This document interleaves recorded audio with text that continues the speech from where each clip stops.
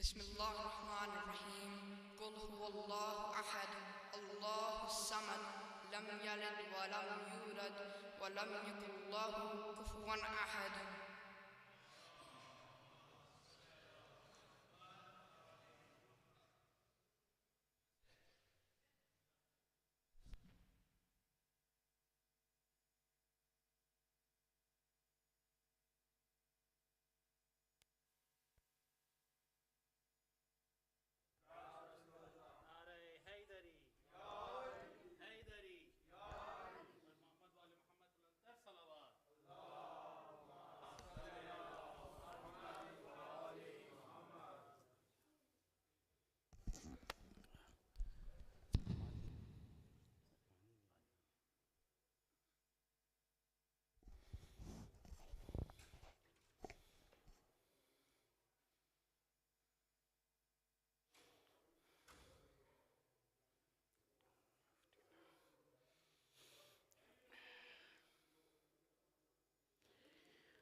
لا حول ولا قوة إلا بالله العلي العظيم.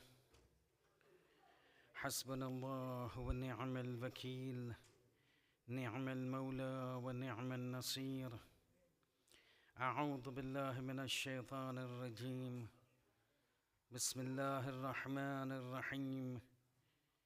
الحمد لله رب العالمين، بارئ الخلائق أجمعين، وباعث الأنبياء والمرسلين، ثم الصلاة والسلام والتحية والإكرام على رسول رب العالمين أبي القاسم محمد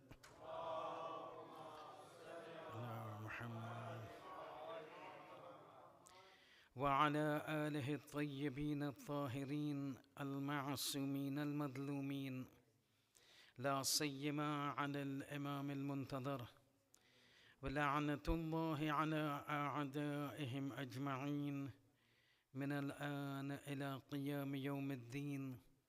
أما بعد، فقد قال الله سبحانه وتعالى في كتابه الكريم القرآن الحكيم: بسم الله الرحمن الرحيم، وكونوا مع الصادقين. صلوات.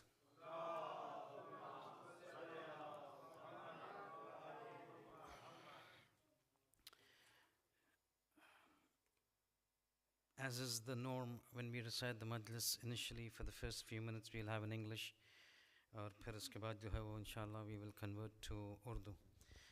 But before I start tonight, first of all, allow me to extend my sincere mubarakis and tabrikat to all of you. Munasabat ba-sa'adat wiladat Nawasi Rasool Dukhtar Batul Zainab bint Ali salawatullahi wa salamuhu alayha.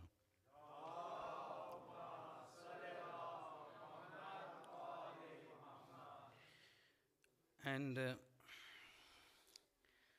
अब इब्तिदा किस तरह की जाए for a personality that is so difficult to describe.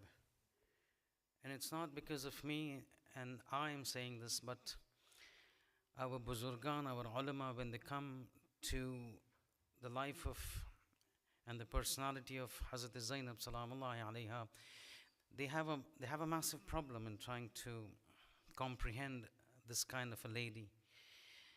A lady who is not technically a masuma, but she's still a masuma. Technically, she's not amongst those 14 people, but yet she's from amongst those 14 people. Her kirdar, her guftar, her raftar, her exaltedness, her rank, her maqam, her actions are of nature that you just lose track of how to describe it. And I will just quote one sentence of one very big alim, Sheikh Mamqani, in his book Tanqih al-Maqal fi ilm al-Rijal, when he's talking about the ilm al-Rijal, the narrators of the ahadith. And he comes to Bibi Zainab and he writes off with Zainab bint Ali. And then he says, وَمَا أَدْرَاكَ مَا Zainab. What do I tell you about Zainab?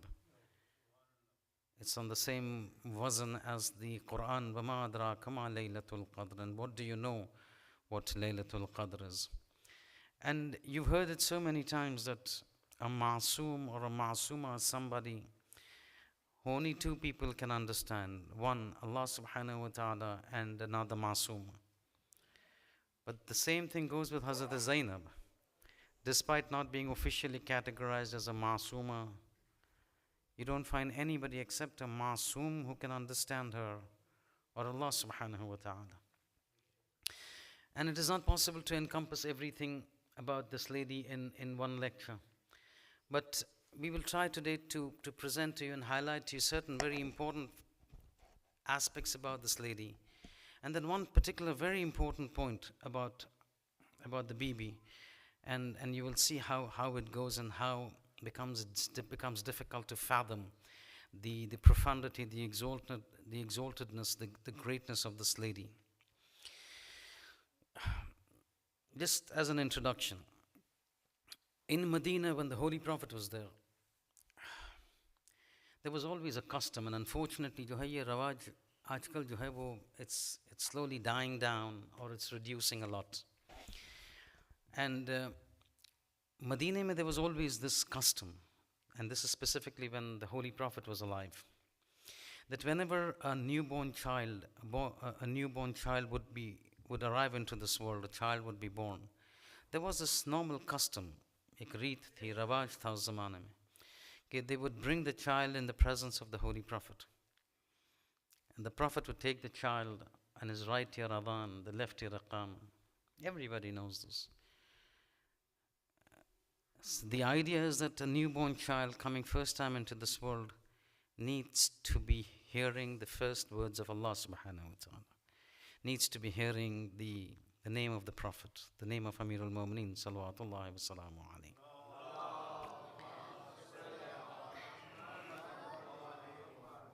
And so the child would be brought right side, left side. Then slowly the prophets went away, then the imams would come, then they would bring it to the imam, the child, the imam would do the same thing. And then Ghaibat al-Sughra came. And then people would go to the harams of the Masumeen to do tabarruk, touch the darih. But then as community started to disperse, people would not have access to the darih and the haram. Then they said the next best option is to go to the ulama. The purane zamane ke jo ulama ke paas log bachon ko leke jate. Okay, I've got a newborn child, and the ulama would do it. Somehow, somewhere along this line, this particular sunnat has somehow reduced, or in some places almost disappeared, to our own peril. देखिए एक आलिम मासूम के अल्फाज, it's something else, into the ears of a child. That shaitan is always there, that's why you do aqiqah. But to offset the work of the shaitan, you need a masoom. If masoom is not there, the next best person in a community, I'm a student, I'm not talking about myself. But in a community, there are ulama. In this Melbourne, you've got so many ulama. Their words, their understanding of Islam, their taqwa is much more than normal people on a